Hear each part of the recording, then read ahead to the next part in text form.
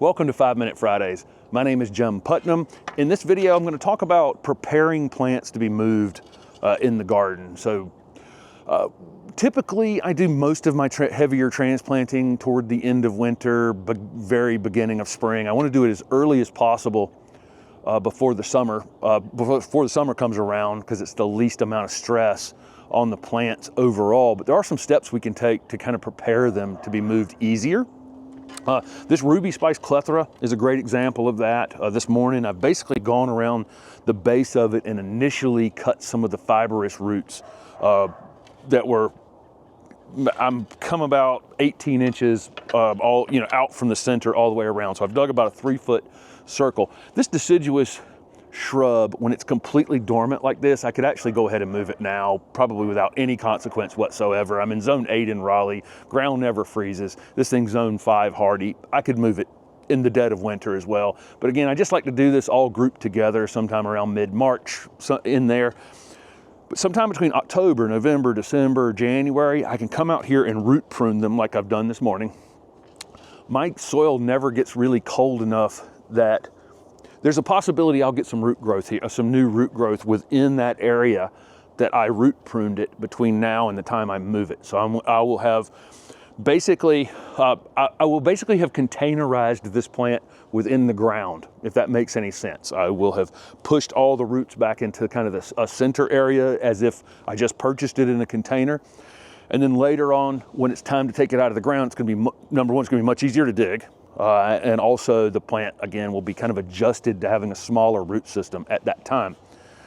On something like this clethra, where I'd be moving it dormant like this, I don't necessarily have to reduce the size of the top of it, as long as I'm getting a generous root ball down at the bottom of it. My leafy evergreens, I probably would want to cut some of the top off of it. Another reason I don't want to be moving them in the dead of winter. I'd prefer to do that pruning on my leafy evergreens a little bit later. This is the plants that have kept their leaves all winter long. The damage that I'm doing on the roots, let's say I'm cutting 50% of the roots off the bottom of this plant, I need to cut some portion off the top of those leafy evergreens just to kind of put the plant back in balance, potentially. Again, these deciduous plants like this, when they're really, really dormant, when it really gets cold in the winter, I don't think I'd have much of a problem moving this and just keeping it intact, potentially. Also, one thing I'll say here is this clethra is a suckering plant, meaning that where I cut these roots and I don't get them all out, this thing's coming back. I'm gonna have some suckers that are gonna come back like this. It's already been colonizing back here behind it. This is an actual plant. This is how hardy this clethra is. This little bit of roots on the bottom of this thing, if I cut this right here and planted this in the ground today, I got another plant. These kind of colonizing deciduous shrubs like this are pretty easy to create additional plants from the suckers if you want to later on. But again, what I know about this space is that I'm going to have clethra coming up everywhere for a little while. I'll just chop them off with my shovel. So a few things to keep in mind. You can just cut some of the circle. You don't have to cut all of the circle. You could cut just 2/3 or 3/4 of a circle if you're uncomfortable cutting all the way around them. Again, on something like this clethra that I know is super, super hardy, I just cut the whole thing, and I'm going to wait a month or two, and then I'm going to move. It's going to be pretty, and I'll show it in a video at that time. Really easy to move. What I want to do is reach a spot where I've cut around it deep enough where when I pull the shovel back gently, you can actually see the plant move. So I've loosened it up enough that you can see we had a maple here in the past, got the roots ground out on it, but the roots away from the middle are everywhere. And so there's actually some of that maple roots under here that was preventing me from doing this easily. But you can see how the plant shakes a little bit. I haven't disconnected all the roots, but I've disconnected enough that you can see that little vibration in there. I use this trenching shovel for this task, and this is the same shovel bought 20 years later. You can see how much I've worn the shovel out in time. It started out with this point on the top of it. I like the length of this shovel because I can cut the roots down there a little bit better, but I don't like that point because it actually dives off of a root, meaning that when it comes in contact with a root, it actually just slips to one side or the other of the root under the ground. Whereas this one, I've worn that point off and it actually cuts the roots. This is just naturally happens to the shovel.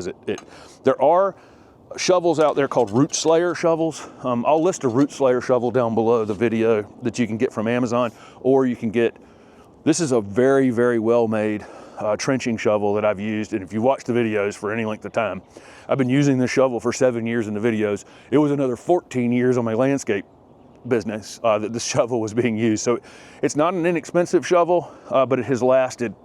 It's basically a shovel for a lifetime. For a homeowner, this shovel will last you the rest of your life. I do wish that it initially came with this little V in it like that, because when I use this one, it just cuts right through the roots, but it's not long enough anymore. So I had to come back and use the longer shovel. This is one of those things in gardening. You're going to put something that's going to end up a little larger than you had wanted it or intended it, or you put something there and you're just trying to get something to grow pretty quickly to kind of fill it in real quick, and then sometime in the future you're potentially going to need to move it. And that's the case with these clethra. They're just larger than I'd want right next to the driveway. It just happens, right? We put things in places and we want to move them later, so it's a good idea to kind of know how to move them. So I like this root pruning technique. It works really well to just kind of prepare the plant to move. We'll bring a piece of plastic over here next to the driveway, cut the rest of the roots on it, drag it over here, plop it over here onto the piece of plastic. So we don't want to lift it up and slam it into a wheelbarrow later and knock all the soil off of it. I'd like to slide it out onto something, then pull, if you can, pull that piece of plastic or a really low wheelbarrow over to where it goes and kind of have that hole prepared. You can measure, once you pull this thing out of the ground, you can measure how wide it is, how deep it is, and then go ahead and prepare that hole where it's going before you pull this out of the ground. And then you can slide it over to where it's going and slide it right into its new home and there's very little disturbance that way. It's the easiest way to do it. Another thing about pruning, if you're pruning a plant in the winter time or the late winter, early spring, you're potentially going to lose the flowers on it. This clethra blooms on new wood. It can actually be pruned in the late winter. But if it was like an azalea, I'd be cutting the flowers off of it. If it was any early blooming plant, Loropetalum would be in that group. Anything that holds its flower buds through the winter, but that's kind of okay sometimes. You're better off transplanting it well and healthy and sacrificing the flowers for a season than you are, trying to have it do both, trying to transplant it and that plant. That plant will flower above all else. It's trying to reproduce itself. So it will lose 3/4 of its leaves in order to flower. So keep that in mind. You're probably better taking those flower buds off of anything that you're trying to transplant. I'd also want to mention that you'd want to water before you root pruned it if it hasn't rained in your area. I've got soil moisture's finally built up a little bit here. We're actually probably slightly more dry than we normally are in January, but the soil's moist enough that I didn't mind cutting it right now. I've got about 10, 12 plants that we're going to transplant like this, so I'm going to stop running my mouth and go, cut these root circles quickly. One other thing to think about is if you have bulbs and other things in the bed, you may possibly dig something up by accident that you've planted near it in the future. You can just pop that stuff right back in the ground. Another thing I'll say is you can see how this has been next week's 5-Minute Friday video is going to be about soil improvement at this place. And you can see, I want to show you something. You can't dig down here and find the clay. Here, look at this. This has been a 4-year project in this garden. So this root pruning project is much easier now than it would have been in the past. One negative to that, there's a negative consequence to that before I wrap this video up. The soil is going to fall off this root ball a little more than it would. If I had a real compact clay soil like it was originally, then when you dig it out, you can pull that little clay ball out.